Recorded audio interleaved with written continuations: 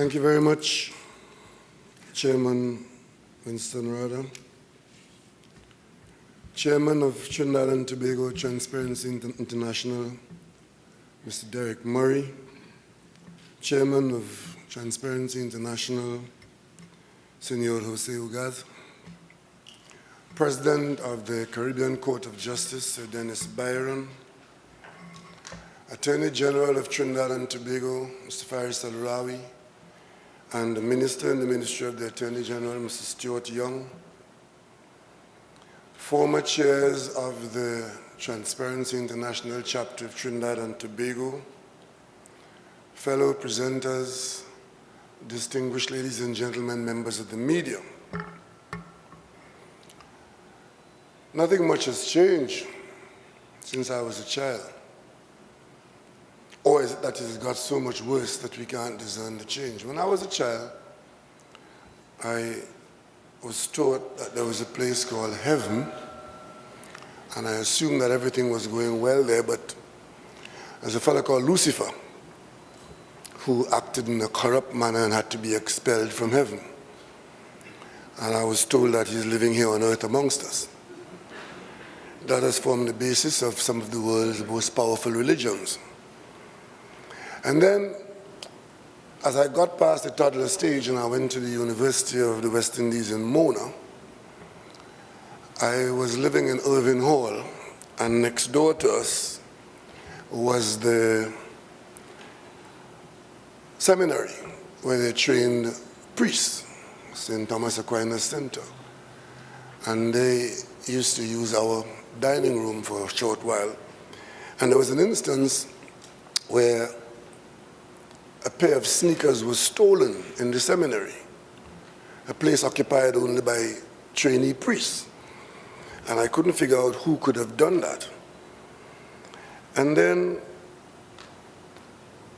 calypsos in Trinidad and Tobago describe us in every form and fashion. And I remember there's a calypso called Jonathan. I don't know how many of you would even remember that calypso. It's called, the first two lines, a smart man called Jonathan, make his wife Lillian take out an insurance policy to fool an insurance company.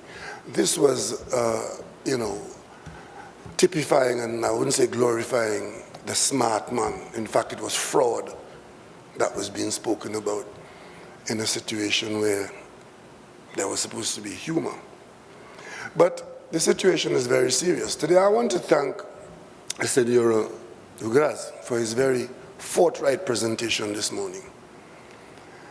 And hopefully this might be a turning point for Trinidad and Tobago, because this subject of corruption is so important to us, especially now that more people need to pay attention. Some people have suddenly begun to pay attention, and of course we're happy for that, because sometimes there's no missionary like the recent convert, some of whom believe that I wouldn't have been here this morning. But I'm not a recent convert. In 2004, I was Minister of Housing, and one day I got a call from the media asking me to comment on Trinidad and Tobago's position with respect to the anti-corruption index. And knowing nothing about Transparency International and not really being familiar with the index, I responded by asking what was the basis for this mathematical expression of our corrupt practice. And I was told some things which I immediately questioned, because my training and my background is such that numbers and scores and indices are rooted in the sanctity of the mathematics.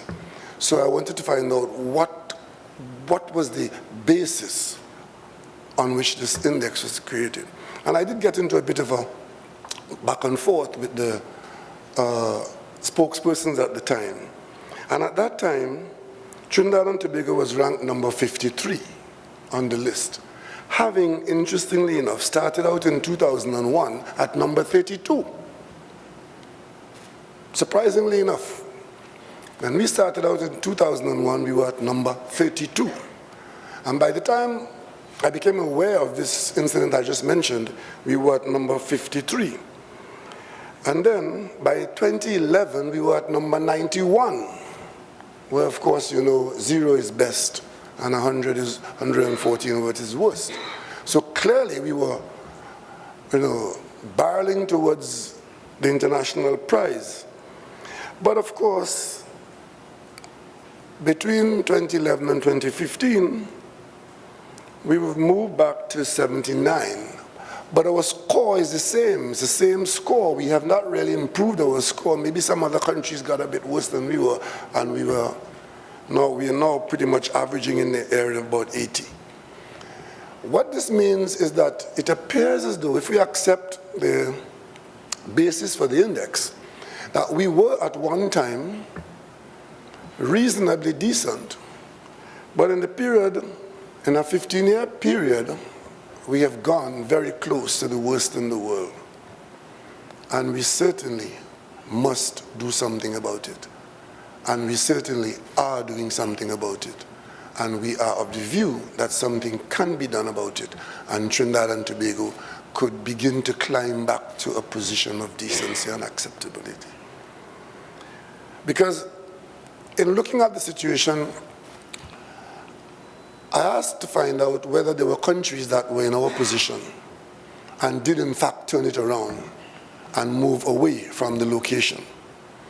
And I found that Greece and Senegal, and interestingly enough, the UK, had moved upwards in the system. As a matter of fact, Greece moved up by 10 points in a very short period of time. So the question now is, what would they have done to have made their turnaround and to have gone from where we are going to where the Greeks have gone, to move away from being seen as one of the most corrupt countries in the world? The Greek head of Transparency International had a comment which I think is applicable to Trinidad and Tobago. Because you see, they were at 58 out of 168 countries compared to 69.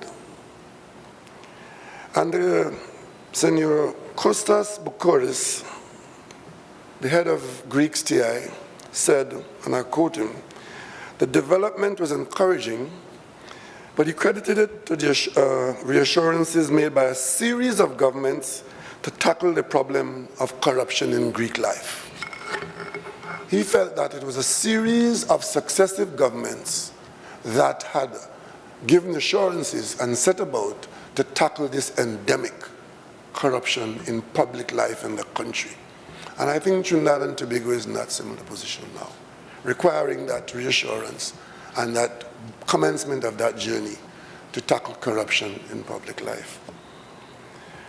And of course, he went on to say, the crisis in Greece is chiefly a crisis of values, and no government has yet succeeded in restoring institutions and creating models of integrity in order to change the attitude of citizens towards corruption.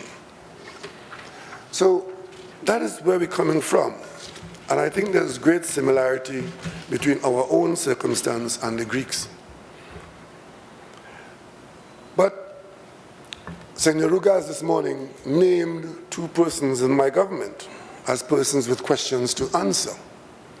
And therefore it falls to me to give that assurance and that reassurance that if we embark upon the journey that the Greeks embarked upon, hoping to have that turnaround, it is for me to give that assurance so that there can be reassurance that the government of Trinidad and Tobago, 2016 going forward, will do what has to be done to address corruption in public life.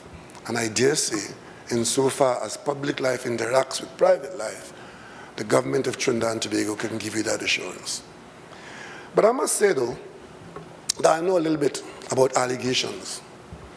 And I depend very heavily on institutions. I've been around the Parliament of Trinidad and Tobago for almost 30 years. And during that period, I've had allegations made against me. And I've had to appear before commissions of inquiry so that the allegations could be dealt with. And in every instance, they were found not to be true. And there was one particular instance where I sat in the parliament as a member of a government, and the Prime Minister got up and accused me of having to account for $10 million that was missing. All of this I lived. And in situations like that, the only thing one can do is rely on the institutional management of the case. I can tell you, Senor Rugas, there are 3 instances before the Prime Minister of Trinidad and Tobago today. 2 you mentioned and 1 other. And rest assured that there's no case to be had where the Prime Minister is standing in defense of anyone or preventing any institutional investigation so as to bring about exoneration or the appropriate action. Of course, what is inappropriate is for someone making an allegation without even clarifying the specific charge and demanding that X be done and Y be done. I made those demands before members of my cabinet went to the parliament. Because when they were selected as members of the team to represent my party, I took them on retreat. And I stopped in the middle and I asked everyone in that team, if there is any person in this lineup who believes that you're coming into government to enrich yourself, now is the time to leave. No person left, so I assume that they subscribe to that. And rest assured that if in Trinidad and Tobago today, it can be shown that there are persons in government who have misconducted themselves to an extent requiring removal from the cabinet, there is no hesitation so to do. So we start with that. And with respect to what we are doing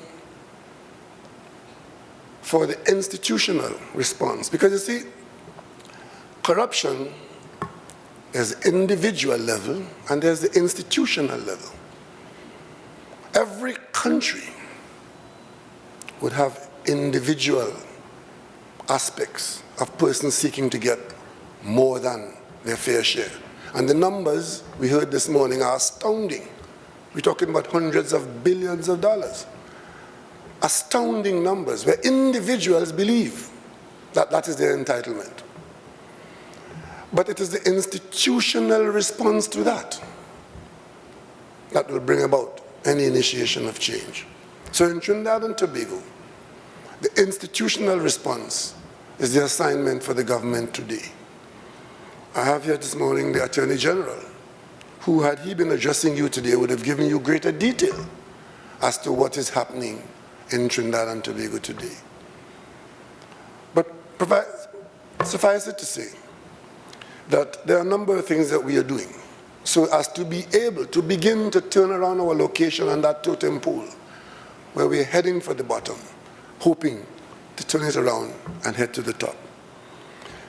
Firstly, the bulk of the corruption that will attend public life, intertwined with private business, has to do with the procurement, where the government spends public monies on acquiring goods and services. There is recently proclaimed procurement legislation in the Parliament undergoing not minor but significant amendments, scheduled to return to the Parliament for confirmation and passage in a few weeks, and we give the assurance that once that is done, the proclamation will be had, and the entire government system will operate under the new provisions of this new act. And the appointment of the regulator would be made and staffed, and we as a government, as a people, will begin to spend government money in procurement exercises under the provisions of that regulation. So we start there under new regulations. We also maintain that there are people who know what is happening, but they need protection under law. And one of the first things we did in a parliament where we've now been in government for 6 months, very early in our tenure, we have laid in Parliament draft whistleblower legislation. It is out there it's going to come up public comment. It's there in a joint select committee of Parliament. And sometime before the end of this year, we hope to have that enacted into law so that persons with information can properly come forward and have their evidence extracted from that information so as to have people held accountable. It is common knowledge that we are stressed with respect to campaign financing. The current regulations and law for financing campaigns in Trinidad and Tobago are in fact antiquated and archaic. And the party which I lead is an organization that has taken part in a number of efforts in the region to bring to the national community a conversation on campaign finance reform. And now that we are in the government, we are accelerating that, and I can tell you this morning that we are preparing for the first public engagement assisted by the Commonwealth Parliamentary Association, the Deputy Secretary General of whom was here last week, committing to assisting us on April 27th with the opening of public discourse on this whole question of how elections are to be financed in Trinidad and Tobago, so that this catalyst for corrupt practice can be attended to after public discussion and treatment by the Parliament. We trust that we'll get the support that is required in the Parliament so we can legislate. And of course, legislation by itself solves no problem. We have to move towards enforcement. And of course, we've had the OAS pushing this for quite some time. I've recently been informed that the Jamaicans have gone a little further than we thought. They are, after their bi-party discussions outside of Parliament, and they got some agreement, they've taken it to the Parliament, and I was told only recently that there appears to be some potential for the Parliament in Jamaica to conclude that exercise, and there's a lot that Trinidad and Tobago can learn from that. We ought not to be inventing any wheels. We can very easily follow what has been done in Jamaica and elsewhere, and in a reasonable time frame, with significant public discussion, put in place in Trinidad and Tobago modernized legislation for campaign financing. This government is committed to that. We also are prepared to acknowledge something that was highlighted earlier on by the previous speaker, and it is the question of the inability or unwillingness of the police to function. And that sends a signal that there are two kinds of laws in the country. One for the fortunate and one for the unfortunate, one for the big and one for the small, and an impression that some people are above the law. We are expecting to hold certain discussions in the coming weeks and months to determine whether, and it appears as though it should be, that the Police Complaints Authority should be given prosecutorial powers. They now have significant investigative powers that are limited to police conduct. But we believe that those powers ought to be broadened for greater police effectiveness. And of course, we need to, and we are, and have been making significant efforts available. And very soon the Attorney General will announce exactly what we have done and where we are at with respect to a couple of the very important areas mentioned by Senor Orgaz this morning, which has to do with disclosure of information relevant to unmasking the corrupt. To date, our BIR legislation have ring-fenced areas. Our Companies Act, our laws of trust are such that persons can hide the proceeds of corrupt practice, and you cannot get the information because the current laws do not permit the penetration of the investigators. As I speak to you now, the Attorney General of Trinidad and Tobago can confirm that he has been detailed and has been working assiduously, and very soon would be bringing to the Parliament of Trinidad and Tobago the relevant amendment to the BIR, to the Companies Act, and to the laws of trust, so as to prevent these lacunae through which the corrupt may slip in Trinidad and Tobago. One problem, though, is that this government has 23 votes in the Parliament. The question is, will the others in the Parliament provide the requisite votes required to enact the laws, to make the changes, so that we as a country can respond by having on the books the relevant laws so that the police and other investigators can conclude investigations. Because without that, we can talk, we can hope, but cynicism will only be the outcome of the current situation. It requires significant involvement of legislative review, amendments to bring about the pathways by which the hiding of assets can be changed. And we also are working on, and have made considerable progress, working on the whole amendments under the Proceeds of Crime Act to effect seizure and forfeiture of illicit gain. Because there are a lot of laws on the books, but there appears to be that there are a lot of possibilities to make these laws ineffective. We have been participating regularly and fully in the CFATF arrangements, and that's a very valuable exercise because the CFATF operations are forcing countries to make the necessary interventions so as to avoid the international sanctions, not just naming and shaming, but sanctions, and some of those sanctions are very severe. Recently, I was at the heads of government meeting in Belize, and it was reported to the heads of government that at least one and possibly two CARICOM countries either have faced or are facing removals from the international banking community.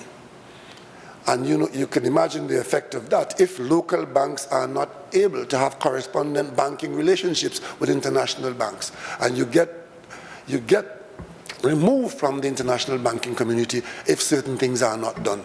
And Trinidad and Tobago are now moving full pace ahead to ensure that we do not end up in a situation where our banks can be interfered with in that kind of way. And therefore, whether we like it or not, we have to make the relevant adjustments to our laws so as to qualify to evade the sanctions that will come in the event that we do not comply with the international standards.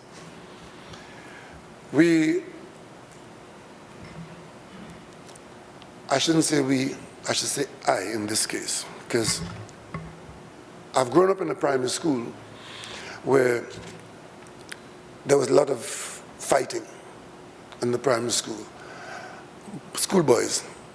And I always knew since then that it's not a good idea to threaten people.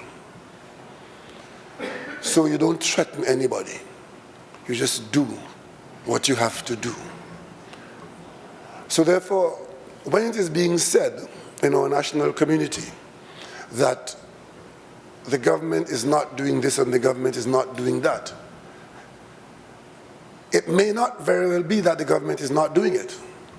It is that the government is not threatening anybody. And hopefully, the work that we have done and that we are doing, that the relevant institutional involvement will allow the necessary actions to be taken by those whose job it is to take that action. I want to make one thing very clear, because it doesn't appear to be clear in our Trinidad and Tobago society. The executive, which is the cabinet, the government, the prime minister, cannot, by ourselves as an executive, take action with respect to the jurors, the judiciary, and persons who have broken the law. It is not for the executive to take action against those persons. It is for the executive to provide the information and the resources so that that information, if it is evidence, result in action being taken by others. So if that is understood, then the impatience or the understanding that it might be that there's impunity in our country, that could change if we manage to get conclusion to a number of matters which have been before us. But again, as a society, we have to understand the role of the institutions. Because in my own case, I remember going before an integrity commission investigation for an allegation made. And after 2 years of investigation and whatever, the commission reported that they have found no basis to have concluded that I did anything wrong. And that is how a function of the institution should be. That if there is evidence, then the person is held accountable. If there is not, then there is exoneration. But what I found is that even in the face of that kind of outcome, there are still persons who are prepared to accept the allegation as fact. So the society needs to accept that the institution will act, find evidence, and convict, charge, as the case might be, but also be prepared to exonerate.